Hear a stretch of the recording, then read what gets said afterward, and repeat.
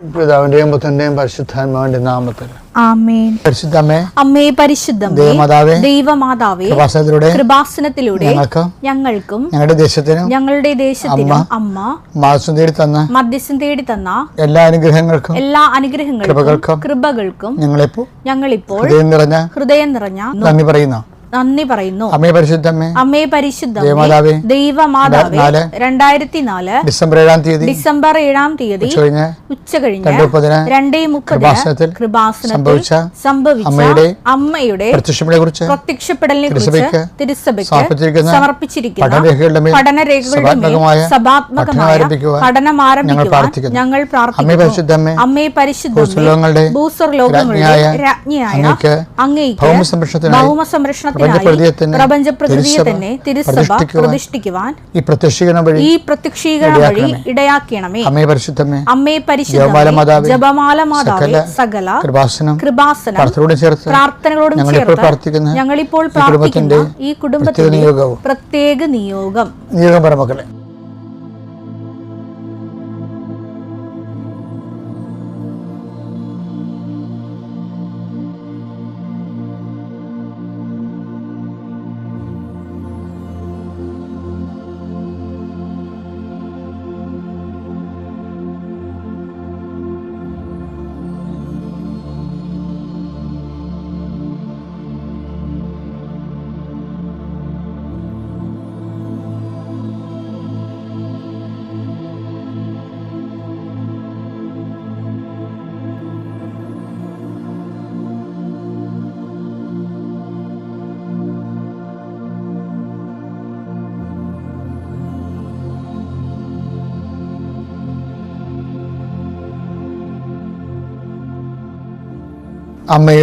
അമ്മയുടെ പ്രത്യക്ഷീകരണത്തിന്റെ അനുഗ്രഹവേളയിൽ ഞങ്ങൾക്ക് സാധിച്ചു തരുവാൻ കനിയണമേ.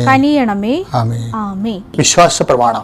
സർവശക്തനായ പിതാവും ആകാശത്തിന്റെയും ഭൂമിയുടെയും സൃഷ്ടാവുമായ ദൈവത്തിൽ ഞാൻ വിശ്വസിക്കുന്നു. അവിടുത്തെ ഏകപുത്രനും ഞങ്ങളുടെ കർത്താവുമായ ഈശോ മിശിഹായിലും ഞാൻ വിശ്വസിക്കുന്നു. ഈ പുത്രൻ പരിശുദ്ധാത്മാവിനാൽ ഗർഭസ്ഥനായി കന്യകാമറിയത്തിൽ നിന്ന് പിറന്ന് പൊന്തിയോസ് പീലാത്തോസിന്റെ കാലത്ത് പീഡകൾ സഹിച്ച് കുരിശിൽ തറയ്ക്കപ്പെട്ട് മരിച്ച് അടക്കപ്പെട്ട് പാതാളങ്ങളിൽ ഇറങ്ങി മരിച്ചവരുടെ ഇടയിൽ നിന്ന് 3-ാം നാൾ ഉയർത്ത് സ്വർഗത്തിലേക്ക് എഴുന്നള്ളി സർവശക്തിയുള്ള പിതാവായ ദൈവത്തിന്റെ വലതുഭാഗത്തിരിക്കുന്നു. അവിടെ നിന്ന് ജീവിക്കുന്നവരെയും മരിച്ചവരെയും വിധിക്കുവാൻ വരുമെന്നും ഞാൻ വിശ്വസിക്കുന്നു. പരിശുദ്ധാത്മാവിലും ഞാൻ വിശ്വസിക്കുന്നു. വിശുദ്ധ കത്തോലിക്കാ സഭയിലും പുണ്യവാന്മാരുടെ ഐക്യത്തിലും പാപങ്ങളുടെ മോചനത്തിലും ശരീരത്തിന്റെ ഉയർപ്പിലും നിത്യമായ ജീവിതത്തിലും ഞാൻ വിശ്വസിക്കുന്നു. ആമേൻ. സുഖസ്ഥനായ ഞങ്ങളുടെ പിതാവേ, അങ്ങയുടെ നാമം പൂജിതമാകണമേ. അങ്ങയുടെ രാജ്യം വരണമേ. അങ്ങയുടെ തിരുമനസ് സ്വർഗത്തിലെ പോലെ ഭൂമിയിലുമാകണമേ. അന്നു വേണ്ടുന്ന ആഹാരം ഇന്ന് ഞങ്ങൾക്ക് തരണമേ. ഞങ്ങളോട് തെറ്റ് ചെയ്യുന്നവരോട് ഞങ്ങൾ ക്ഷമിക്കുന്നത് പോലെ ഞങ്ങളുടെ തെറ്റുകൾ ഞങ്ങളോടും ക്ഷമിക്കണമേ. ഞങ്ങളെ പ്രലോഭനത്തിൽ ഉൾപ്പെടുത്തരുതേ, തിന്മയിൽ ഞങ്ങൾ രക്ഷിക്കണമേ. ആമേൻ. നന്മ നിറഞ്ഞ മറിയമേ, സ്വസ്തി. കർത്താവ് അങ്ങയുടെ കൂടെ സ്ത്രീകളിൽ അങ്ങ് അനുഗ്രഹിക്കപ്പെട്ടവളാകുന്നു. അങ്ങയുടെ ഉദരത്തിൻ ഫലമായി ഈശോ അനുഗ്രഹിക്കപ്പെട്ടവനാകുന്നു.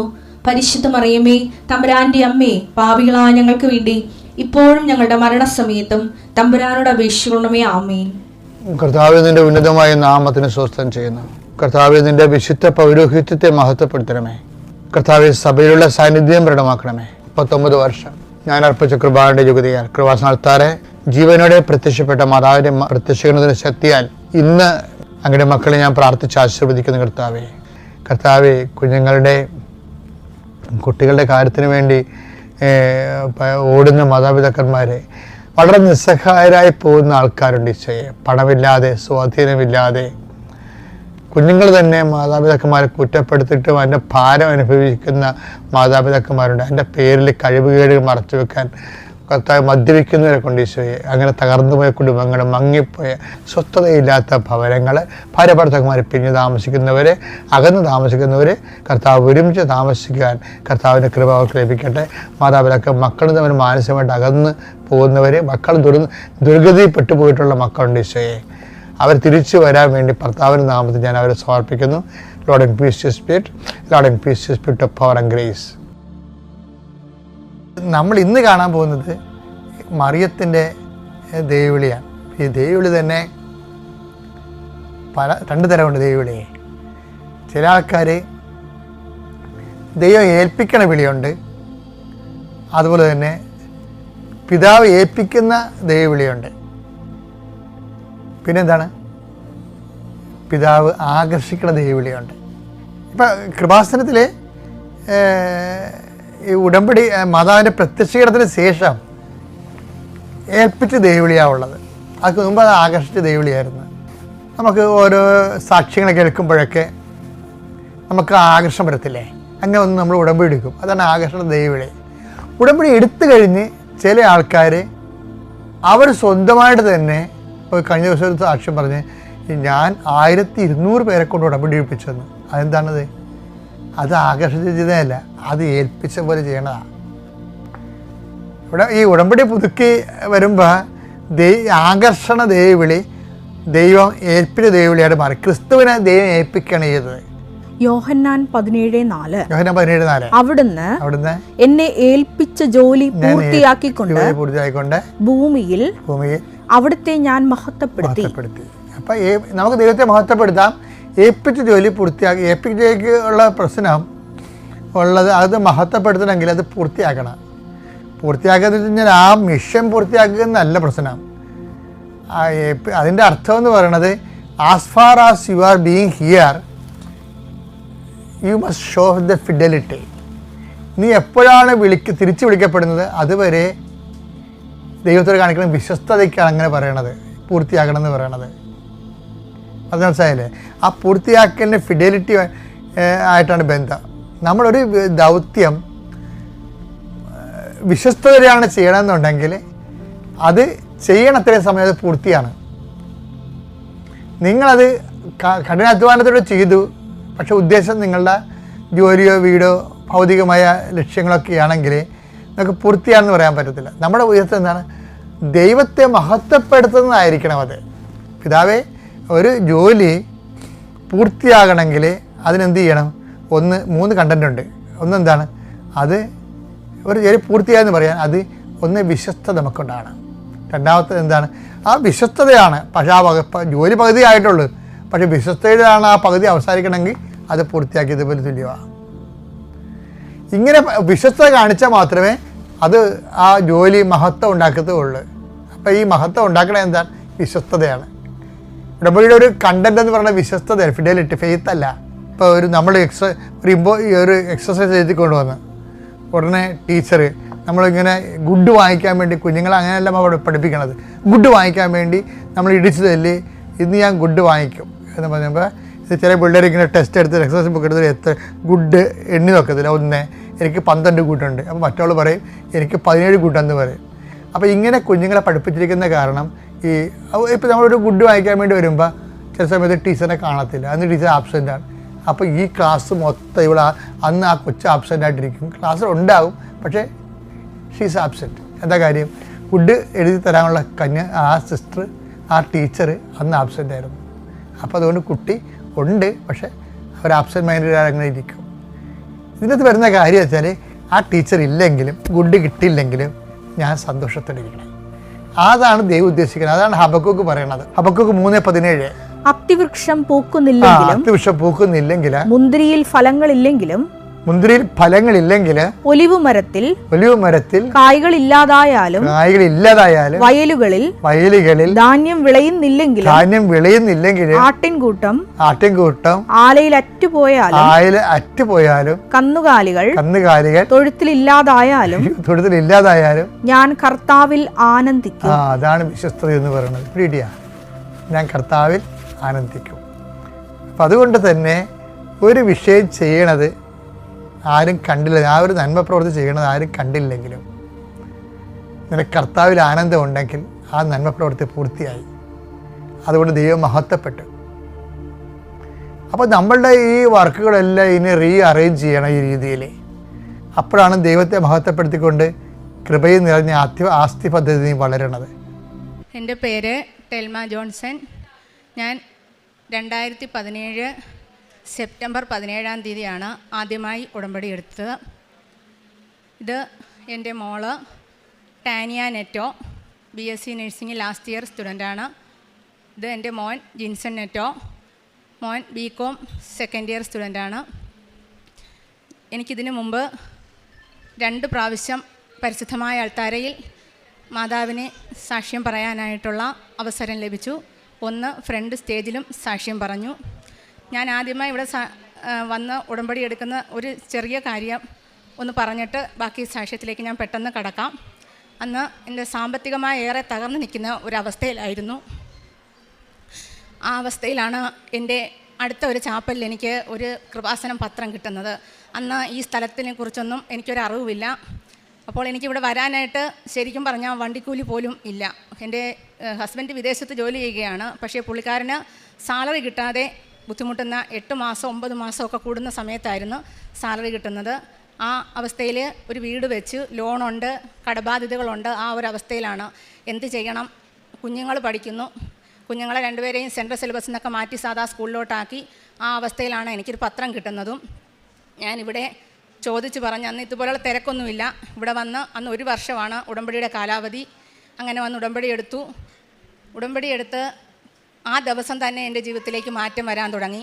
ഞാനിവിടെ വന്ന് ഫസ്റ്റ് സാക്ഷ്യം പറഞ്ഞപ്പോൾ ആ ബ്രദർ സാക്ഷ്യം എക്സ്പ്ലെയിൻ ചെയ്ത് ബ്രദർ പറഞ്ഞത്, ഇവിടെ വന്ന് എല്ലാവരും ഉടമ്പടി എടുക്കുന്നത് ജോലി കിട്ടാനാണ്, പക്ഷേ ചേച്ചി വന്നെടുത്തത് ഹസ്ബൻഡിൻ്റെ ജോലി പോകാനാണ്. ഞാൻ പറഞ്ഞു അത് ശരിയാണ്, ഞാൻ അങ്ങനെയാണ്. അങ്ങനെ പുള്ളി പെട്ടെന്ന് തന്നെ ആ ജോലി റിസൈൻ ചെയ്യാനും അതിനുശേഷം നല്ലൊരു കമ്പനിയിൽ ജോലിക്ക് കയറി. അതിന് ഈ 8 വർഷക്കാലം സാമ്പത്തികമായി ഞങ്ങൾക്കേറെ പുരോഗമനം ഉണ്ടാകുകയും എല്ലാ രീതിയിലും ആത്മീയമായി സാമ്പത്തികമായിട്ടുള്ള പുരോഗമനം കൂടുതലായിട്ട് ആത്മീയമായി ഏറെ വളരാൻ എനിക്ക് സാധിച്ചു. ഇനി എൻ്റെ ഇപ്പോഴത്തെ സാക്ഷ്യത്തിലേക്ക് കടക്കുകയാണ്. എനിക്ക് 2 വർഷത്തിന് മുമ്പായിട്ട് ഒരു കൈപ്പശം ഒരു വേദന വന്നു, ഷോൾഡർ പെയിനായിട്ട്. അപ്പോൾ ഈ വേദന ആരും അത് പറഞ്ഞാൽ പോലും ആരും മനസ്സിലാക്കത്തില്ല. കാരണം ഇന്ന് എല്ലാവർക്കും ഈ വേദനയൊക്കെ ഉണ്ട്. അപ്പോൾ ഞാനിത് ഏറെ ബുദ്ധിമുട്ടി. എനിക്കൊന്നും ചെയ്യാൻ സാധിക്കുന്നില്ല. എനിക്കൊന്ന് തിരിഞ്ഞെൻ്റെ മുടി കെട്ടാനോ സാരി ഉടുക്കാനോ ചുരിദാർ ഇടാനോ ഒന്നും എനിക്ക് കൈ പൊക്കാനോ തിരിയാനോ പോലും എനിക്ക് സാധിക്കുന്നില്ല. ഈ അവസ്ഥയിൽ ഞാൻ അടുത്ത ഒരു ഓർത്തോ ഡോക്ടറെ കാണാൻ പോയി. ഡോക്ടർ എൻ്റെ കൈ പിടിച്ച് നോക്കിയിട്ട് ആദ്യം തന്നെ പറയുന്നത്, ചേച്ചിയുടെ മസിൽസ് എല്ലാം കീറിപ്പോയി, ഇത് ഓപ്പറേഷനിൽ കൂടെ മാത്രമേ ക്യൂർ ആകുകയുള്ളൂ. എനിക്ക് ഓപ്പറേഷൻ ഭയങ്കര പേടിയാണ്. ഞാൻ അപ്പോഴത്തന്നെ അമ്മയോട് പറഞ്ഞു, അമ്മേ ഞാൻ ഉടമ്പടിയിൽ അമ്മയോട് പ്രാർത്ഥിക്കുന്ന ഒരു മകളാണല്ലോ, ഒരിക്കലും എൻ്റെ ശരീരത്തിൽ കത്തി വയ്ക്കാനിടയാകരുതേ എന്ന്. ആ ഒരു അവസ്ഥയിൽ ഞാൻ കുറച്ച് നാളും കൂടെ മുന്നോട്ട് പോയി. 1 മാസത്തോളം എനിക്കൊരു ശകലം പോലും വയ്യ. ഒരു ദിവസം ഞാൻ മുടി കെട്ടാനായിട്ട് കൈ പൊക്കിയപ്പോൾ തല കറങ്ങുന്നത് പോലെ തോന്നി. അപ്പോൾ ഇത് അധികം മുന്നോട്ട് പോയാൽ പറ്റത്തില്ല. ഞാൻ പെട്ടെന്ന് വീണ്ടും പോയി ഡോക്ടർ പറഞ്ഞതിന് പ്രകാരം ഒരു MRI എടുത്തു. MRIയിൽ എൻ്റെ മസിൽസ് എല്ലാം കീറി എന്നുള്ള റിപ്പോർട്ട് തന്നെയാണ് കിട്ടിയത്. ഞാനങ്ങനെ ഓർത്തോ ഡോക്ടറുടെ ഒരു ഓർത്തോ മാത്രമുള്ള ഒരു ഹോസ്പിറ്റലിൽ പോയി. ഒറ്റയ്ക്കാണ് ഞാൻ പോയത്. ഹസ്ബൻഡ് വിദേശത്ത് 2 കുഞ്ഞുങ്ങൾ പഠിക്കുകയും ചെയ്യുകയാണ്. സഹോദരങ്ങളെ ആരെയും വിളിച്ചില്ല, ഒറ്റയ്ക്കാണ് പോയത്. അവിടെ ചെന്നപ്പോൾ ഡോക്ടർ ആദ്യം റിപ്പോർട്ട് നോക്കിയിട്ട് പറഞ്ഞത്, ഇത് ഓപ്പറേഷൻ ചെയ്യാതെ വേറെ മാർഗ്ഗമില്ല, പക്ഷേ തൽക്കാലം ഒരു 5 ദിവസത്തേക്ക് ഞാൻ മെഡിസിനൊക്കെ തരാം, ആരെങ്കിലും കൂടെ ഉണ്ടോ എന്ന് ചോദിച്ചു. ഞാൻ ആരെയും കൊണ്ടുവന്നില്ല എന്ന് പറഞ്ഞു. 5 ദിവസം കഴിഞ്ഞപ്പോൾ ഞാൻ ഹസ്ബൻഡിൻ്റെ സഹോദരിയും കൂട്ടി പോയി. അവളോട് ഡോക്ടർ പറഞ്ഞത്, 2 വർഷത്തേക്ക് ഈ ചേച്ചിക്ക് കൈ പൊക്കാനോ ബാക്കിലോട്ട് തിരിയാനോ 1 ഗ്രാം സാധനം പോലും ഈ കൈ കൊണ്ടെടുക്കാനോ സാധിക്കത്തില്ല, അത്രമാത്രം ഇവരുടെ മസിൽസ് എല്ലാം കീറിപ്പോയിരിക്കുകയാണെന്ന് പറഞ്ഞു. കുറേ അധികം മരുന്ന് കഴിച്ചാലേ അല്ലെങ്കിൽ ഓപ്പറേഷൻ എത്രയും പെട്ടെന്ന് ചെയ്യേണ്ടി വരുമെന്ന് പറഞ്ഞു. അങ്ങനെ ഞാൻ 1 മാസം പോലും 1 പ്രാവശ്യം കൂടെ ഞാൻ അവിടെ പോയി. പിന്നെ ഞാൻ പോയില്ല. മെഡിസിൻ എല്ലാം വാങ്ങിച്ചു. ഇഞ്ചക്ഷൻ എടുക്കണമെന്ന് പറഞ്ഞു. എനിക്ക് അതൊക്കെ ബുദ്ധിമുട്ടുള്ള കാര്യമാണ്. ഞാനിതൊന്നും എടുത്തില്ല. ഞാൻ ഉടമ്പടി തൈലം എല്ലാ ദിവസവും പ്രത്യക്ഷീകരണ പ്രാർത്ഥന ചൊല്ലുമ്പോഴും അല്ലാതെ എല്ലാ ഉടമ്പടി തൈലം വെച്ച് ഞാൻ പറഞ്ഞു, അമ്മേ എന്നെ നോക്കാൻ ഒന്നാമത് എൻ്റെ വീട്ടിൽ ആരുമില്ല, ഓപ്പറേഷൻ എനിക്ക് പേടിയാണ്, അമ്മ തന്നെ എനിക്ക് വേണ്ടി സൗഖ്യമാക്കി തരണം. അങ്ങനെ ഞാൻ മെഡിസിൻ എല്ലാം മാറ്റിവെച്ചു. ആ ബോക്സ് ഞാൻ പിന്നെ തൊട്ടിട്ട് പോലുമില്ല. ആ മെഡിസിനും ഇഞ്ചക്ഷനുള്ള മരുന്നും എല്ലാം ഞാൻ മാറ്റിവെച്ചിട്ട് ഞാൻ ഉടമ്പടി തൈലം മാത്രം എൻ്റെ കയ്യിൽ പുരട്ടി. അങ്ങനെ എൻ്റെ വീട്ടിലെ ജോലികളെല്ലാം ഞാൻ ചെയ്യാൻ തുടങ്ങി. ഒരു ദിവസം ഞാൻ ബക്കറ്റിൽ തുണിയെടുത്ത് സ്റ്റെയർ കേസ് കയറി മുകളിൽ പോയി. അവിടെ ചെന്നപ്പോഴാണ് ഞാൻ ഏത് കയ്യിലാണ് തുണി ബക്കറ്റ് പിടിച്ചിരിക്കുന്നതെന്ന് അറിയുന്നത്. അത്രമാത്രം വെയിറ്റ് ഞാൻ ആ സമയത്ത് 1 മാസത്തിനകം തന്നെ അത്രയും വെയിറ്റ് പൊക്കി ഞാൻ മുകളിൽ കൊണ്ടുപോയി. പിന്നീട് ഇങ്ങോട്ട് എനിക്ക് ഇതുവരെയും ഈ കയ്യിൽ ഇപ്പോൾ അടുത്ത ദിവസങ്ങളിൽ സ്കൂൾ ഓപ്പൺ ചെയ്ത സമയത്ത് ഡെസ്കും ബെഞ്ചും ഒക്കെ എനിക്ക് പിടിക്കണമായിരുന്നു. അപ്പോഴൊക്കെ എനിക്ക് ഒരു കുഴപ്പവും വന്നില്ല. എൻ്റെ കൈക്ക് ഇപ്പോൾ ഒരു കുഴപ്പവും ഇല്ല. എൻ്റെ കൈ പൊക്കുന്നതിനോ പുറകോട്ട് തിരിക്കുന്നതിനോ ഒന്നും എനിക്കൊരു കുഴപ്പവുമില്ല. അങ്ങനെ എനിക്ക് അമ്മ കൈ പൊക്കാം, ബാക്കിലോട്ട് തിരിക്കാം, ഒരു പ്രശ്നവുമില്ല. എനിക്കൊന്നും മുടി കെട്ടാനോ ഒന്നും പറ്റത്തില്ലായിരുന്നു. ഞാൻ പള്ളിയിൽ പോകുമ്പോഴൊക്കെ മുടി അഴിച്ചിട്ടുണ്ടായിരുന്നു ഞാൻ പോയിക്കൊണ്ടിരുന്നത്. ആ അവസ്ഥയിൽ അമ്മ എന്നെ ഇത്രമാത്രം സൗഖ്യം തന്നു, അനുഗ്രഹിച്ചു. ഇനി മറ്റൊരു രോഗസൗഖ്യം, എൻ്റെ തൊണ്ടയ്ക്കൊരു വീർപ്പം വന്നു. അങ്ങനെ ഞാൻ ഹോസ്പിറ്റലിൽ ചെന്നപ്പോൾ ഡോക്ടർ ആദ്യം തന്നെ പിടിച്ച് നോക്കിയിട്ട് പറഞ്ഞു, നമുക്ക് ഏതായാലും റിപ്പോർട്ട് വരട്ടെ, ഒരു സ്കാൻ ചെയ്ത് റിപ്പോർട്ട് വരട്ടെ, എന്നിട്ട് മെഡിസിൻ സ്റ്റാർട്ട് ചെയ്യാമെന്നാണ് ഡോക്ടർ പറഞ്ഞത്. കാരണം ആ ഡോക്ടറിനെ കുറിച്ച് എല്ലാവരും പറയുന്നത് ഡോക്ടർ പിടിച്ച് നോക്കുമ്പോഴേ ഡോക്ടർക്ക് മനസ്സിലാവുമെന്നാണ്. അപ്പോൾ എനിക്കൊരു ഫിയറും തോന്നിയില്ല.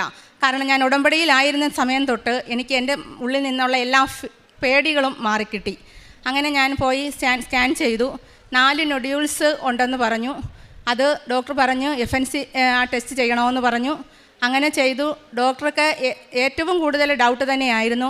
പക്ഷേ റിപ്പോർട്ട് വന്നപ്പോൾ എനിക്കൊരു കുഴപ്പവുമില്ല, ഓപ്പറേഷനും ചെയ്യേണ്ട, നിങ്ങൾക്ക് എന്തെങ്കിലും മുഖത്തിന് സൗന്ദര്യത്തിന് എന്തെങ്കിലും ബുദ്ധിമുട്ടുണ്ടെങ്കിൽ മാത്രം നിങ്ങൾ ഓപ്പറേഷൻ ചെയ്താൽ മതി, അല്ലാതെ നിങ്ങൾക്ക് മറ്റ് ക്യാൻസറോ മറ്റു രോഗങ്ങളോ ഒന്നുമില്ല എന്ന് ഡോക്ടർ. അത് ഞാൻ ഉടമ്പടി തൈലം എല്ലാ ദിവസവും പുരട്ടി പ്രാർത്ഥിക്കുമായിരുന്നു.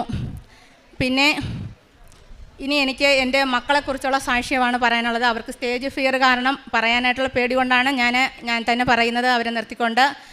എൻ്റെ മോൾക്ക് +2-ന് 87% മാർക്കേ ഉള്ളായിരുന്നു. അപ്പോൾ അതുകൊണ്ട് കേരളത്തിൽ അഡ്മിഷൻ കിട്ടാൻ ബുദ്ധിമുട്ടായിരുന്നു.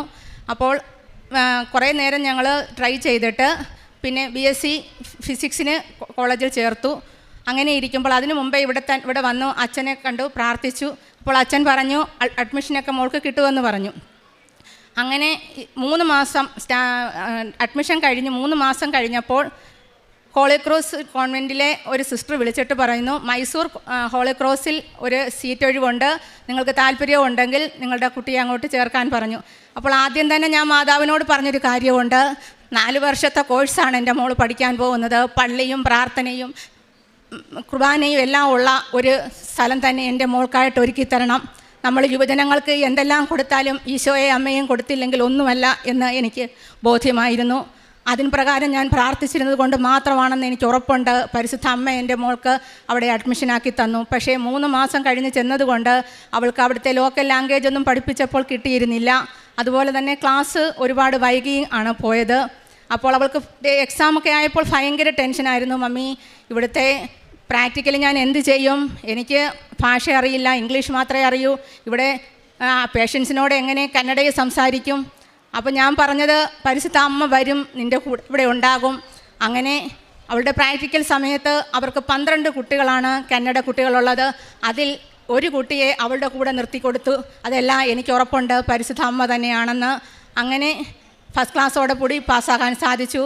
ആദ്യത്തെ വർഷവും 2ാമത്തെ വർഷവും ഫസ്റ്റ് ക്ലാസ് കിട്ടി. 3ാമത്തെ വർഷം ഡിസ്റ്റിങ്ഷൻ വാങ്ങിച്ച് പാസ്സായി. ഇതിപ്പോൾ 4ാമത്തെ വർഷം പഠിക്കുകയാണ്. ഇതും അവൾക്ക് അമ്മ ചെയ്ത ഏറ്റവും വലിയ അനുഗ്രഹമായി ഞാൻ കണക്കാക്കുന്നു. അതുപോലെ തന്നെ ഒരു ദിവസം അപ്പോൾ അവൾക്ക് അവിടെ ഫോണൊന്നും എല്ലാ ദിവസവും കൊടുക്കത്തില്ല.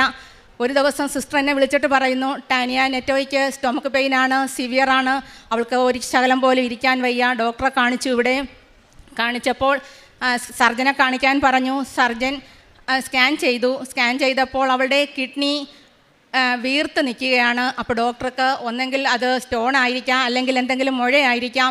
അപ്പോൾ പെയിൻ വന്നാൽ എന്ത് ചെയ്യുമെന്ന് സിസ്റ്റർ എന്നോട് ചോദിക്കുന്നു. അപ്പോൾ ഞങ്ങളുടെ ഇടവക പള്ളിയിൽ ധ്യാനം നടക്കുകയാണ്. അപ്പോൾ ഞാൻ പറഞ്ഞു, എനിക്കൊരു ഫിയറും തോന്നിയില്ല. ഞാൻ പറഞ്ഞ്, സിസ്റ്ററെ എനിക്ക് പേടിയില്ല, ഞാൻ താണ്ട് ഇവിടുന്ന് ഒരാളെ അങ്ങോട്ട് വിടുന്നുണ്ട്, എൻ്റെ മോടെ അടുത്തോട്ട് എപ്പോൾ എത്തും, ഒരു പ്രശ്നവുമില്ല, സിസ്റ്റർ ധൈര്യമായിട്ടിരിക്കും. നിനക്ക് പേടിയില്ലെങ്കിൽ എനിക്ക് കുഴപ്പമില്ല, നാളെ തൊട്ട് ഓങ്കോളജിയുടെ ക്ലാസ് തുടങ്ങുകയാണ്, പ്രാക്ടീസ് തുടങ്ങുകയാണ്. അപ്പോൾ അവൾ ട്രാവൽ ചെയ്ത് പോകണം. അതുകൊണ്ടാണ് ഞാൻ പറഞ്ഞത്. ഞാൻ പറഞ്ഞു, എനിക്ക് പേടിയില്ല സിസ്റ്ററെ. ഞാൻ പെട്ടെന്ന് വന്ന് ഉടമ്പടി തൈലമെടുത്ത് എൻ്റെ വയറ്റിലും നടുവിലും എല്ലാം പുരട്ടിയിട്ട് ഞാൻ പറഞ്ഞു, എൻ്റെ മോളുടെ ശരീരമായിട്ട് പരിശുദ്ധ അമ്മ ഇത് മനസ്സിലാക്കണം, എന്നിട്ട് അമ്മ പോകണം, എൻ്റെ മോൾക്ക് സൗഖ്യമാക്കി കൊടുക്കണം, എന്ത് രോഗമാണെങ്കിലും. അങ്ങനെ അവളുടെ രണ്ടാഴ്ചയ്ക്ക് ശേഷം അവൾ ലീവിന് വീട്ടിൽ വന്നു. വീട്ടിൽ വന്നപ്പോൾ എൻ്റെ സഹോദരിമാരെന്നെ വഴക്ക് പറഞ്ഞു, അവളെ എവിടെയെങ്കിലും ഹോസ്പിറ്റലിൽ കാണിക്കണമെന്ന് പറഞ്ഞു. അങ്ങനെ അടുത്തുള്ളൊരു ഹോസ്പിറ്റലിൽ കൊണ്ടുപോയി. മൾട്ടി സ്പെഷ്യാലിറ്റി ഹോസ്പിറ്റലായിരുന്നു അത്. അവിടെ കൊണ്ടുപോയി അവിടെ ചെന്നപ്പോൾ ഡോക്ടർ പറഞ്ഞു, ഒരു അൾട്രാസൗണ്ട് സ്കാൻ ചെയ്ത് നോക്കാം എന്ന് പറഞ്ഞു. ഞാൻ പെട്ടെന്ന് പറഞ്ഞു, അത് പോരാ ഡോക്ടറെ, ഒരു CT തന്നെ ഇടെന്ന് പറഞ്ഞു. ഡോക്ടർ എന്നെ രൂക്ഷമായിട്ടൊന്ന് നോക്കി. ഡോക്ടർക്ക് അത് ഇഷ്ടപ്പെട്ടില്ലെന്ന് തോന്നുന്നു. ഞാൻ പെട്ടെന്ന് പറഞ്ഞ് CT മതിയെന്ന് പറഞ്ഞത് എന്നോട് പരിശുദ്ധ അമ്മ പറയുകയായിരുന്നു. അങ്ങനെ CT എടുത്ത് അതിൻ്റെ റിപ്പോർട്ട് വന്നപ്പോൾ അവളുടെ കിഡ്നിക്ക് ഒരു പ്രശ്നവുമില്ല, ഒരു വലിപ്പവുമില്ല, സ്റ്റോണില്ല, ഇൻറ്റേർണൽ ഓർഗൻസിന് ഒന്നും തന്നെ ഒരു പ്രശ്നവുമില്ല. അപ്പോൾ ഡോക്ടർ എന്നോട് ചോദിച്ചു, എന്താണ് നിങ്ങൾ CT എടുക്കാൻ? ഞാൻ പറഞ്ഞു, ഇവിടുന്ന് ഔട്ട് ഓഫ് സ്റ്റേറ്റ് ചെന്ന് കഴിയുമ്പോൾ എന്തെങ്കിലും ഒരു പ്രശ്നം വന്നാൽ അത് പിന്നെ എനിക്ക് ടെൻഷൻ വരാനായിരിക്കും, അതുകൊണ്ടാണ് എനിക്ക് CT എടുക്കാൻ തോന്നിച്ചത് ഡോക്ടറെ എന്ന് പറഞ്ഞു. ഡോക്ടർ ചിരിച്ചുകൊണ്ട് ഞങ്ങളോട് പറഞ്ഞു, ഒരു കുഴപ്പവുമില്ല, ധൈര്യമായി പോകുമെന്ന് പറഞ്ഞു. അതെനിക്ക് ഉറപ്പുണ്ട്. എൻ്റെ പരിശുദ്ധ അമ്മയാണ് സഞ്ചാരി മാതാവ് ചെന്ന് എൻ്റെ മോളെ സൗഖ്യമാക്കിയെന്ന്. അതിനുശേഷം എൻ്റെ മോൻ്റെ സാക്ഷ്യമാണ് എനിക്ക് പറയാനുള്ളത്. എൻ്റെ മോന് 2ാം ക്ലാസ്സിൽ പഠിക്കുന്നത് വരെ ഫിറ്റ്സ് വരുമായിരുന്നു. അങ്ങനെ ഇടയ്ക്കിടയ്ക്ക് ഫിറ്റ്സ് വന്ന് അത് നല്ല രീതിയിൽ കുറച്ച് സമയമെടുത്ത് തന്നെയായിരുന്നു ആ ഫിറ്റ്സ് വരുന്നത്. അങ്ങനെ തിരുവനന്തപുരം ചിത്രായിൽ വരെ കൊണ്ടുപോയി മെഡിസിൻ എടുക്കുന്ന സമയത്തും ഫിറ്റ്സ് വരുമായിരുന്നു. അങ്ങനെ പിന്നെ മെഡിസിൻ സ്റ്റാർട്ട് ചെയ്തു. മെഡിസിൻ കണ്ടിന്യൂ ചെയ്യാൻ പറഞ്ഞു. പക്ഷേ 2ാം ക്ലാസ്സിന് ശേഷം പിന്നെ ഫിറ്റ്സ് വന്നിട്ടില്ല. പക്ഷേ ഫിറ്റ്സ് വന്നതിൻ്റെ ഒരു സൈഡ് എഫക്റ്റ് ആയിരിക്കാം ഒരു ചെറിയ വിക്കും, കൈക്കൊരു വിറയിലും, പഠിത്തത്തിൽ ഒരു ഓർമ്മക്കുറവും എല്ലാം ഉണ്ടായിരുന്നു. അപ്പോൾ പഠിത്തത്തിൽ നല്ല പിന്നോക്കമായിരുന്നു. ആ സമയത്താണ് ഞാനിവിടെ വന്ന് ഉടമ്പടി എടുക്കുന്നത്. ഉടമ്പടി എടുത്ത സമയത്ത് കുറച്ച് മാറ്റങ്ങൾ മോന് പഠിത്തത്തിലുണ്ടായിരുന്നു. പക്ഷേ പിന്നെ കൊറോണ വന്നു കഴിഞ്ഞപ്പോൾ പഠിത്തത്തിൽ വീണ്ടും പുറകോട്ട് പോയി. 10ാം ക്ലാസ്സിൽ പഠിച്ചപ്പോൾ സമയത്ത് അവിടെ 100% വിജയമുള്ള ഒരു സ്കൂളായിരുന്നു, സർക്കാർ സ്കൂളാണ്. അവിടുത്തെ അസിസ്റ്റൻ്റ് HM ആയിരുന്നു ഇവൻ്റെ ക്ലാസ് ടീച്ചർ. ടീച്ചർ എന്നെ വിളിച്ചിട്ട് ഇവൻ്റെ റിപ്പോർട്ട് തന്നു. അവനൊന്നിനും പാസ്സായില്ലായിരുന്നു. പിന്നെ 45 ദിവസം മാത്രമേ ഉള്ളൂ SSLC പരീക്ഷയ്ക്ക്. ടീച്ചറിന് എന്നോടൊരു വൈരാഗ്യം പോലെയായിരുന്നു. ടീച്ചർ പറഞ്ഞു, നിങ്ങളൊക്കെ എഡ്യൂക്കേറ്റഡ് അല്ലേ, നിങ്ങൾ ഈ കുട്ടിയെ എന്തെങ്കിലും ഒന്ന് ശ്രദ്ധിച്ചിരുന്നെങ്കിൽ ഇങ്ങനെ വരുമോ എന്ന് ചോദിച്ചു. ഞാനൊന്നും പറഞ്ഞില്ല. 8 essay എങ്കിലും ഈ പ്രാവശ്യം പഠിക്കാനുണ്ട്. അത് 8 essay പോയിട്ട് ഈ കുട്ടിക്ക് ഒരു വരി പോലും എഴുതാൻ അറിയില്ല. ഈ കുട്ടി എങ്ങനെ പാസ്സാകും? ഞാൻ കരഞ്ഞുകൊണ്ട് അവിടെ നിന്ന് ഇറങ്ങി. ഞാൻ വണ്ടി ഓടിച്ച് വീട്ടിൽ വന്ന് എൻ്റെ കൃപാസന മാതാവിൻ്റെ ഫോട്ടോയിലോട്ട് നോക്കിയിട്ട് ഞാൻ പറഞ്ഞു, അമ്മേ, ഞാൻ നിസ്സഹായയാണ്. എൻ്റെ മോനെ അമ്മ പ്രവർത്തിക്കണം. അവനെ പഠിപ്പിക്കാൻ ഇനി 45 ദിവസത്തിനകം ഒരാളെ എനിക്ക് ഏർപ്പാടാക്കി തരണം എന്ന് പറഞ്ഞു. അങ്ങനെ മാതാവൻ എൻ്റെ കൺമുമ്പിൽ വരുന്നത് എൻ്റെ ചേച്ചിയുടെ മോൻ്റെ രൂപമാണ്. അവൻ ബിടെക് കഴിഞ്ഞ് PSCക്ക് പ്രിപ്പയർ ചെയ്തുകൊണ്ടിരിക്കുകയാണ്. പെട്ടെന്ന് ഞാൻ ചേച്ചിയെ വിളിച്ചപ്പോൾ ചേച്ചി പറഞ്ഞു, അവൻ വരുമോ എന്ന് എനിക്കറിയില്ല, ഇയാൾ പറഞ്ഞു നോക്കുമെന്ന് പറഞ്ഞു. ഞാൻ പെട്ടെന്ന് മോനെ വിളിച്ചു. അവൻ ഒരു എതിർപ്പും പറഞ്ഞില്ല. അവൻ വീട്ടിൽ വന്നു. വീട്ടിൽ വന്ന് ഈ 45 ദിവസം അവനും ഞാനും കൂടെ ഈ മോനെ പഠിപ്പിച്ചു. അവൻ ഒരു പാരഗ്രാഫ് പോലും അറിയില്ല എന്ന് പറഞ്ഞ, ഒരു വരി പോലും എഴുതാൻ അറിയില്ല എന്ന് പറഞ്ഞ മോന് B+ഓടുകൂടി ഇംഗ്ലീഷും B+ഓടുകൂടി ഹിസ്റ്ററിയും എല്ലാം പാസ്സാകാൻ സാധിച്ചു. അവർക്ക് സ്കൂളുകാർക്ക് ഏറ്റവും സന്തോഷമായിരുന്നു. കാരണം ഇവൻ തോറ്റുപോകുമെന്നുള്ള ഒരു പ്രതീക്ഷ തന്നെ ആയിരുന്നു. അതിനുശേഷം +2-ന് അഡ്മിഷൻ കിട്ടാനായിട്ട് അടുത്ത ഒരു സ്കൂൾ ആണ് ഞാൻ നോക്കിയത്. കാരണം ഇയാൾക്ക് ഇച്ചിരി ഉറക്കമൊക്കെ കൂടുതലാണ്. അങ്ങനെ ഒരു സ്കൂള് കിട്ടിയത് സർക്കാർ സ്കൂളായിരുന്നു. പക്ഷേ അവിടെ ബെലോ ആവറേജ് കുട്ടികൾ മാത്രം പഠിക്കുന്ന ഒരു സ്കൂളായിരുന്നു. എല്ലാവരും എന്നെ വഴക്ക് പറഞ്ഞു, എന്തിനാണ് അവിടെ ഈ കുട്ടിയെ കൊണ്ട് ചേർത്തത്? ഒന്നാമതേ അവൻ പഠിത്തത്തിൽ പുറകോട്ടാണല്ലോ എന്ന് പറഞ്ഞു. ഞാൻ പറഞ്ഞു, എന്നോട് മാതാവാണ് പറഞ്ഞത് അവിടെ ചേർക്കാൻ. അമ്മയ്ക്ക് അവനിൽ എന്തെങ്കിലും ഒരു പദ്ധതി ഉണ്ടാകും. അവിടെ സ്ക്രൈബ് പിള്ളേർ മാത്രം പാസ്സാകുന്ന ഒരു സ്കൂളാണെന്നാണ് അന്ന് പറഞ്ഞത്. അങ്ങനെ ഞാനിവിടെ കൊമേഴ്സിന് അവിടെ കൊണ്ട് ചേർത്തു. ആ വർഷം പരിശുദ്ധ അമ്മ അവിടെ ചെയ്ത പ്രവർത്തനം വളരെ വലുതാണ്. ഒരു ഗ്രൂപ്പ് ഓഫ് ടീച്ചേഴ്സിനെ അവിടെ പുതിയതായിട്ട് കൊമേഴ്സ് ഡിപ്പാർട്ട്മെൻറ്റിൽ വന്നു. ഇത്രയും ഡെഡിക്കേറ്റും ഇത്രയും സിൻസിയറായിട്ടുള്ള അധ്യാപകർ ഇതിനു മുമ്പ് അവിടെ ഉണ്ടായിട്ടില്ല. അവർ നല്ല രീതിയിൽ ഈ കുഞ്ഞുങ്ങളെല്ലാം തന്നെ ബെലോ ആവറേജായിട്ടുള്ള ഈ കുഞ്ഞുങ്ങളെല്ലാം നല്ല മാർക്ക് വാങ്ങിച്ച്, എൻ്റെ മോൻ ഉൾപ്പെടെ ഏതാണ്ട് 20ഓളം സ്റ്റുഡൻസ് അവിടെ +2-ൽ പാസ്സായി നല്ല മാർക്കോടെ പാസ്സാകാൻ സാധിച്ചു. ഇതും എനിക്കറിയാം, എൻ്റെ അമ്മ തന്നെ അവിടെ പ്രവർത്തിച്ചതാണെന്ന്. അങ്ങനെ BCom-ന് മെറിറ്റിൽ തന്നെ അഡ്മിഷൻ കിട്ടി. ഇപ്പോൾ മാർക്കറ്റിംഗ് വിത്ത് ലോജിസ്റ്റിക്കിൽ പഠിക്കുകയാണ്. കോന്നി കോളേജിൽ നല്ല രീതിയിൽ പഠിക്കുന്നുണ്ട്. ഇപ്പോൾ ഒരു കുഴപ്പവുമില്ല. ഇതാണ് എൻ്റെ മക്കളെക്കുറിച്ചുള്ള സാക്ഷ്യം. പിന്നെ എനിക്ക് ഒരു കാര്യം കൂടെ പറയാനുണ്ട്. എൻ്റെ ഈ കയ്യിൽ കിടക്കുന്ന മോതിരം, ഈ കയ്യിൽ കിടക്കുന്നത്, ഇത് എൻ്റെ കയ്യിൽ നിന്ന് ഒരു ദിവസം നഷ്ടപ്പെട്ടു. അന്ന് ഞാൻ വീട്ടിൽ നിന്ന് രാവിലെ 10 മണിക്ക് ഇറങ്ങി. എനിക്ക് പല സ്ഥലങ്ങളിലും പോകണമായിരുന്നു. അങ്ങനെ ഞാൻ എല്ലാ സ്ഥലത്തും പോയി. എനിക്ക് കൊല്ലത്ത് ടൗണിലൊരു ഡോക്ടറെ കാണാൻ പോകണം. ഞാനങ്ങനെ ഓച്ചിറയിൽ നിന്ന് ബസ് കയറി ഞാൻ ജപമാല കൂടുതൽ ട്രാവൽ ചെയ്യുമ്പോൾ ഞാൻ ജപമാല പഠിക്കും. അങ്ങനെ ഞാൻ ജപമാല പഠിച്ച് കൊല്ലത്തെത്തി. കയ്യിലോട്ട് നോക്കിയപ്പോൾ മോതിരമില്ല. എനിക്ക് തന്നെ ഒരു ഐഡൻറ്റിഫൈ ചെയ്യാൻ സാധിക്കുന്നില്ല. കാരണം രാവിലെ 10 മണി തൊട്ട് ഞാൻ ട്രാവലിംഗ് ആണ്. എവിടെ ഇത് നഷ്ടപ്പെട്ടെന്ന് എനിക്കറിയില്ല. അങ്ങനെ ഞാൻ മാതാവിനോട്, എൻ്റെ ഫോണിൽ മാതാവിൻ്റെ വാൾപേപ്പറാണ്, മാതാവിനോട് ഞാൻ പറഞ്ഞു, അമ്മേ ഇപ്പോൾ എന്ത് വിലയായിരിക്കും ഈ സാധനം, എൻ്റെ കയ്യിൽ നിന്ന് നഷ്ടപ്പെട്ടല്ലോ അമ്മേ, എനിക്കിത് ഓർക്കാൻ പോലും സാധിക്കുന്നില്ല. എവിടെയായാലും അമ്മേ ഇത് ആരുടെയും കണ്ണിൽപ്പെടുത്താതെ എനിക്ക് തന്നെ തിരിച്ചു തരണേ. ഇത്രയും ഞാൻ ഫോണിൽ നോക്കിയിരുന്ന അമ്മയോട് പറഞ്ഞു. തിരിച്ച് ഞാൻ സന്ധ്യ കഴിഞ്ഞു എൻ്റെ വീടിൻ്റെ അടുത്തുള്ള ജംഗ്ഷനിലെത്തിയപ്പോൾ ഈ മോൻ എൻ്റെ കൂടെയുണ്ട്. മോന് വെള്ളം വേണമെന്ന് പറഞ്ഞു. ഞാൻ പറഞ്ഞു മോൻ അങ്ങോട്ട് നടാം. അപ്പോൾ എന്നോട് ചോദിച്ചു, മമ്മി എവിടെ ഈ ഇരുട്ടത്ത് പോകുന്നത്? ഇരുട്ടായല്ലോ, ഇരുട്ടത്ത് എവിടെയാണ് പോകുന്നത്? ഞാൻ ബസ് ഇറങ്ങി നേരെ ഓപ്പോസിറ്റ് ആ ഇരുട്ടിലൂടെ നടന്ന് എനിക്കപ്പോൾ എൻ്റെ മനസ്സിൽ നീ പോസ്റ്റ് ഓഫീസ്, ഞാൻ രാവിലെ 10 മണിക്ക് പോസ്റ്റ് ഓഫീസിൽ ഈ മോൾക്ക് പാഴ്സൽ അയക്കാൻ പോയിരുന്നു. ഞാൻ നേരെ പോസ്റ്റ് ഓഫീസിലോട്ട് ആ ഇരുട്ടത്ത് നടന്ന് ചെന്ന് ഞാൻ ആദ്യം കാണുന്നത് എൻ്റെ മോതിരം അവിടെ കിടക്കുന്നതാണ്. അന്നേരം 7:30 മണിയായി. അപ്പോൾ രാവിലെ 10 മണിക്കാണ് ഞാൻ ആ പോസ്റ്റ് ഓഫീസിൽ ചെല്ലുന്നത്. അതൊരു കവലയുടെ ജംഗ്ഷൻ തന്നെയായിരുന്നു. ഞാനിത് കുനിഞ്ഞെടുക്കുന്ന കണ്ട് അടുത്തുള്ളവർ ചോദിച്ചു, എന്താ മോളേന്ന് ചോദിച്ചു. ഞാൻ പറഞ്ഞു, എൻ്റെ മോതിരം എടുത്തതാണ്, രാവിലെ എൻ്റെ മോതിരം നഷ്ടപ്പെട്ടു. ഇതെന്തൊരു അത്ഭുതമാണ് കുഞ്ഞേ ഇതെന്ന്. എല്ലാവരും അത് തന്നെയാണ് പറഞ്ഞത്. കാരണം രാവിലെ 10 മണിക്ക് പോസ്റ്റ് ഓഫീസിൽ വെച്ച് നഷ്ടപ്പെട്ട സാധനം ആ 4 കവലയായ സ്ഥലത്ത് 7:30 വരെ പരിശുദ്ധ അമ്മ എനിക്ക് വേണ്ടി തന്നെ വെച്ചിരുന്നു. അങ്ങനെ എനിക്ക് നിരവധിയായ അനുഗ്രഹങ്ങൾ ഈ 8 വർഷത്തോളം മാതാവിൻ്റെ ഉടമ്പടിയിലായതിനു ശേഷം എനിക്ക് കിട്ടിയ അനുഗ്രഹങ്ങൾ ഇവിടെ പറഞ്ഞാൽ തീരില്ല. എൻ്റെ ജീവിത പങ്കാളിയുടെ കുടുംബവുമായിട്ടും ഞാൻ ഏറെ അകന്നു കഴിഞ്ഞ ഒരു സമയത്താണ് ഞാൻ ഇവിടെ വന്ന് ഉടമ്പടി എടുക്കുന്നത്. ഇന്ന് എല്ലാവരുമായിട്ടും നല്ല സൗഹൃദത്തിലും സ്നേഹത്തിലും മുന്നോട്ട് പോകുവാനും സഹിക്കുവാനും ക്ഷമിക്കുവാനും എല്ലാം എനിക്ക് സാധിക്കുന്നുണ്ട്. ഏറെ അനുഗ്രഹങ്ങൾ അമ്മ വഴി എനിക്ക് ലഭിച്ചതിനും ഈശോ വന്ന എല്ലാ അനുഗ്രഹങ്ങൾക്കും ഞാൻ ഏറെ നന്ദി പറയുന്നു. പിന്നെ എൻ്റെ ആത്മീയ ജീവിതം, ഞാൻ എല്ലാ ദിവസവും കുർബാനയ്ക്ക് പോയിക്കൊണ്ടിരുന്നപ്പോഴാണ് ഇപ്പോൾ സ്കൂളിൽ ഒരു KG സെഷനിൽ ഒരു ജോലിക്ക് കയറിയത്. അതുകൊണ്ട് എനിക്ക് എല്ലാ ദിവസവും ഇപ്പോൾ കുർബാനയ്ക്ക് പോകാൻ സാധിക്കുന്നില്ല. ഞാൻ സൺഡേയിൽ മാത്രമാണ് ഇപ്പോൾ കുർബാനയ്ക്ക് പോകാൻ പറ്റുന്നത്. അതിനു മുമ്പ് എല്ലാ ദിവസവും പോകുമായിരുന്നു. അതുപോലെ കുമ്പസാരവും പ്രാർത്ഥനകളും ബൈബിള് ഒരു 4-5 പ്രാവശ്യം പൂർണ്ണമായിട്ട് വായിക്കാൻ സാധിച്ചു. പിന്നെ കിട്ടുന്ന സമയമെല്ലാം ഞാൻ ജപമാല അർപ്പിക്കുന്നുണ്ട്, ജപമാല ചൊല്ലുന്നുണ്ട്.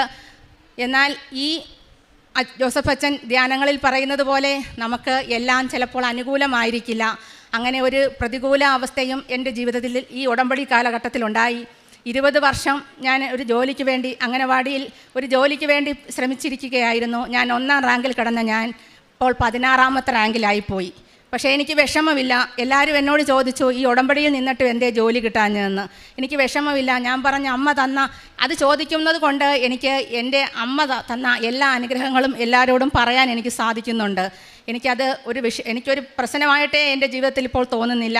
അല്ലാതെ ഏറെ അനുഗ്രഹങ്ങൾ അമ്മ എൻ്റെ ജീവിതത്തിൽ എൻ്റെ കുഞ്ഞുങ്ങളെയും എൻ്റെ ജീവിത പങ്കാളിയെയും എൻ്റെ കുടുംബത്തെയും എൻ്റെ സഹോദരങ്ങളെയും എല്ലാം അനുഗ്രഹിച്ചിട്ടുണ്ട്. എനിക്ക് 3 ചേച്ചിമാരുണ്ട്. 3 പേരും ഉടമ്പടിയിൽ ഈ 7-8 വർഷം കൊണ്ട് ജീവിക്കുന്നവരാണ്.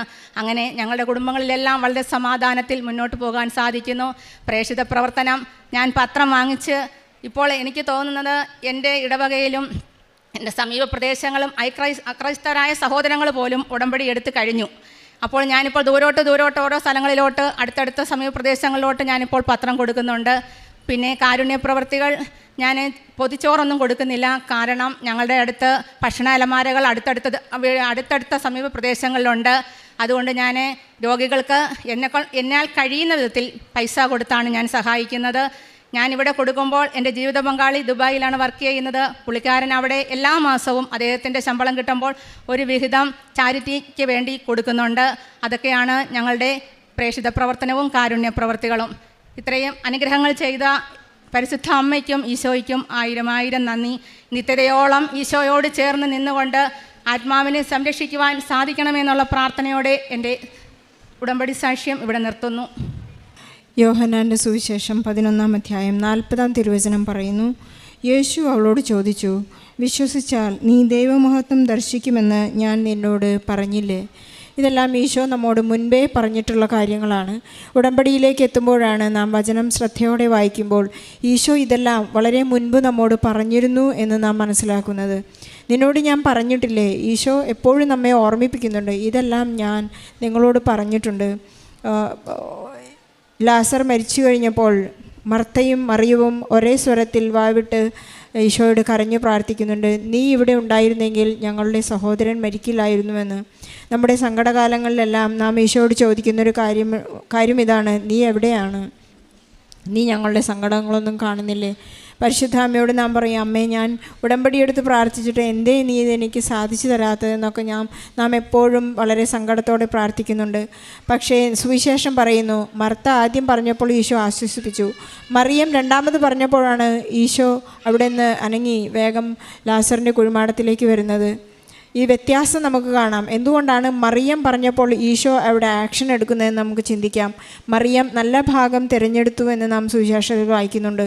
എല്ലാവരും കരയുന്നതും പ്രാർത്ഥിക്കുന്നതും എല്ലാം ഒരേ കാര്യം തന്നെയാണെങ്കിലും ചിലരോട് ഈശോയ്ക്കൊരു പ്രത്യേക ഇഷ്ടം, പ്രത്യേക സ്നേഹമുണ്ടെന്നാണ് സുവിശേഷം നമ്മോട് പറയുന്നത്. യോഹന്നാൻ തന്നെക്കുറിച്ച് തന്നെ പറയുന്ന കാര്യം ഇതാണ്, താൻ സ്നേഹിക്കുന്ന ശിഷ്യൻ എന്നാണ് യോഹന്നാൻ തന്നെക്കുറിച്ച് പറയുന്നത്. നമുക്ക് ഓരോരുത്തർക്കും പറയാൻ സാധിക്കുന്നൊരു കാര്യം ഇതാണ്, ഈശോ സ്നേഹിക്കുന്ന വ്യക്തിയാണ് ഞാൻ സ്നേഹിക്കുന്ന ഈശോ എന്ന് നമുക്ക് പറയാൻ സാധിക്കുന്ന വലിയ ജീവിത സാക്ഷ്യങ്ങളാണ് നാം ഇപ്പോൾ കേട്ടുകൊണ്ടിരിക്കുന്നത്. ഡൽമ ജോൺസൻ്റെ മനോഹരമായ ഈശോ സ്നേഹിക്കുന്ന പരിശുദ്ധ അമ്മ മാധ്യസ്ഥം വഹിക്കുന്ന ഒരു വലിയ സാക്ഷ്യമാണ് നാം കേട്ടത്. താൻ നിത്യതയോളം എനിക്ക് ഈശോയുടെ കൂടെ ആയിരിക്കണം. നിത്യത എന്നാൽ ഈശോയുടെ കൂടെയാണ്. എനിക്കെപ്പോഴും ഈശോ കൂടെ ഉണ്ടാകണം, പരിശുദ്ധ അമ്മയുടെ മാധ്യസ്ഥം എനിക്ക് എപ്പോഴും ഉണ്ടാകണമെന്നാണ് സാക്ഷ്യത്തിൽ പോലും തന്നെ പ്രാർത്ഥന. നമുക്ക് ഈശോയോട് നന്ദി പറയാം. നാം ഓരോരുത്തരുടെയും പോലെ തന്നെ ഒരു വലിയ സാമ്പത്തിക തകർച്ചയിലാണ് പരിശുദ്ധ അമ്മയുടെ മാധ്യസ്ഥ അപേക്ഷിച്ച് കൃപാസനത്തിൽ വന്ന് ഉടമ്പടിയെടുത്ത് പ്രാർത്ഥിക്കുന്ന സാക്ഷ്യം സഹോദരി ഓൾറെഡി ഒരു പ്രാവശ്യം സാക്ഷ്യം ഈ അൾത്താരയിൽ പറഞ്ഞിട്ടുള്ളതാണ്.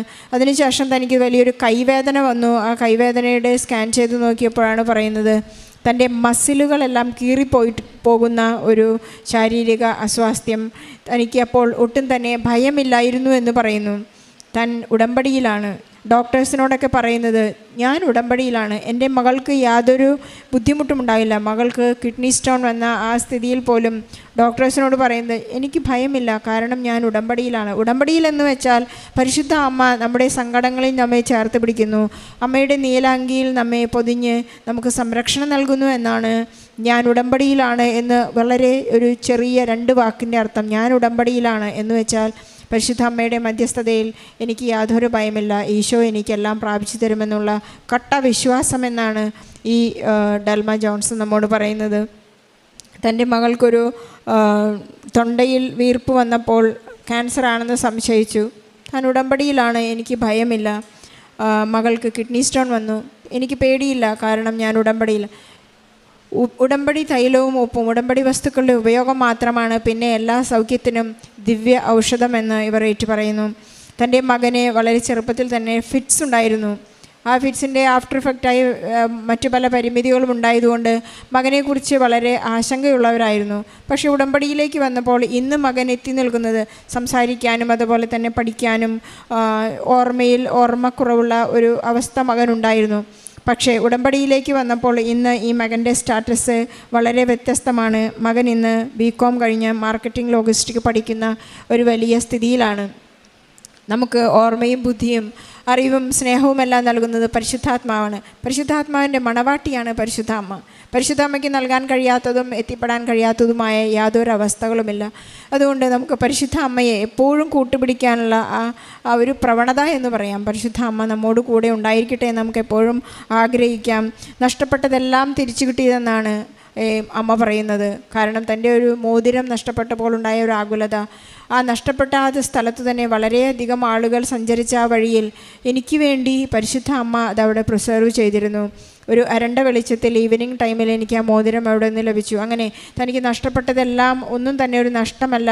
വിശുദ്ധ പൗലോസ്ലീഹ പറയുന്നത് പോലെ, ഞാനെല്ലാം ഈശോയ്ക്ക് സമർപ്പിച്ചപ്പോൾ ഞാനെല്ലാം പിന്നിലേക്ക് വലിച്ചെറിയുന്നു, കഴിഞ്ഞു പോയതെല്ലാം ഞാൻ പിന്നിലേക്ക് വലിച്ചെറിയുന്നു. എൻ്റെ ഹസ്ബൻഡിൻ്റെ കുടുംബവുമായി എനിക്കൊരു സ്വരച്ചേർച്ചയുണ്ടായിരുന്നു, ഒരു പിണക്കമുണ്ടായിരുന്നു.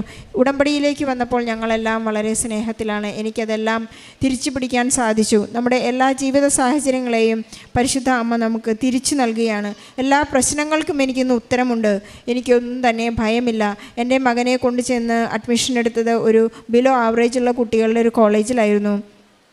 ഉടമ്പടി എടുത്തൊരു വ്യക്തിയുടെ ഇടപെടൽ മൂലമുണ്ടാകുന്നൊരു വലിയ വ്യത്യാസം. ഈ മകൻ അവിടെ അഡ്മിഷൻ എടുത്തു കഴിഞ്ഞപ്പോൾ ഒരു ഗ്രൂപ്പ് ഓഫ് ടീച്ചേഴ്സ് വന്ന് ഈ മക്കളെയൊക്കെ വളരെ വ്യത്യസ്തമായി പഠിപ്പിക്കുകയും എല്ലാ കുട്ടികൾക്കും നല്ല മാർക്കോടുകൂടി പാസ്സാകാനുള്ള ഒരു വിദ്യാഭ്യാസ സ്റ്റൈൽ അവർ ആർജിച്ചെടുക്കുകയും ചെയ്തു എന്ന് ഈ അമ്മ സാക്ഷ്യപ്പെടുത്തുന്നു. ഒരു ഉടമ്പടിയുടെ ഒരു വലിയ വ്യത്യാസമാണ് ഒരു സമൂഹത്തെ മാറ്റിമറിക്കുന്നത്. നമുക്ക് പരിശുദ്ധ അമ്മയ്ക്കും ഈശോയ്ക്കും വലിയൊരു കയ്യടി നൽകി എല്ലാ അനുഗ്രഹങ്ങൾക്കും നന്മകൾക്കും നന്ദി പറഞ്ഞുകൊണ്ട്